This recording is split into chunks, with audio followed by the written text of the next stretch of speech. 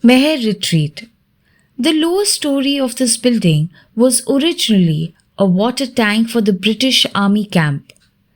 Meher Baba stayed there periodically during the 1920s and secluded himself in the West Tank Room during 1926, writing part of the book. At that time, there were no doors, so Baba, who was very agile, would climb up rungs on the side of the building and climb down a ladder into one of the two large tank rooms. Mehera and the other women would look up from the post office compound as Baba waved from the top before going down into the east tank room.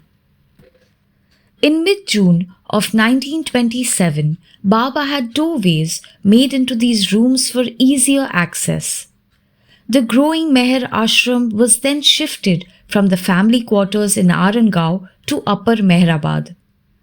Like the Hazrat Babajan school, the Meher ashram was also a free boarding school for boys, but with greater emphasis on spiritual training.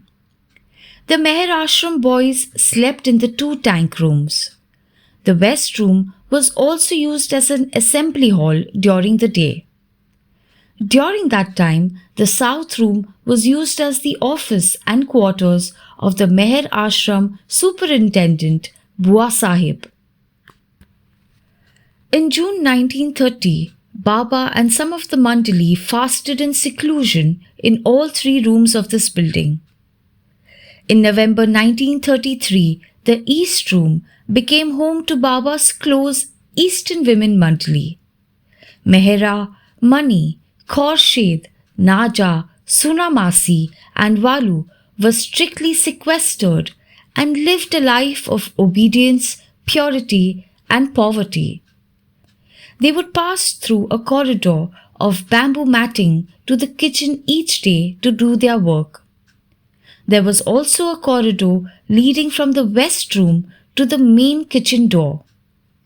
These barricades of bamboo matting created a compound in which the women were free to move and exercise. In addition to her standing order from Baba never to be touched by a man, during this time Mehera was not allowed to hear the sound of a man's voice or even hear a man's name. So if a workman had to be on the hill, Mani would sometimes play the sitar for hours in order to drown out his voice. In 1938, the upper story of Meher Retreat was built as extra living quarters primarily for Baba's Western women disciples who were joining the ashram. Pendu and the crew worked rigorously for many weeks to finish the job by Baba's deadline of August 25, 1938. Baba was so pleased with their efforts to complete the construction on the hill within this short period that he garlanded and praised Pendu, Kali Mama and Nauroji.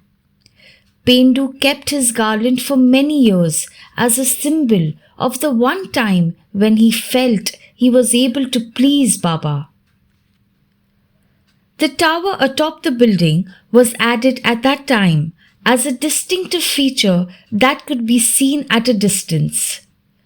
The room in the tower was meant as a place for Baba to do seclusion work, but the location proved to be too windy, so he only used it for one day.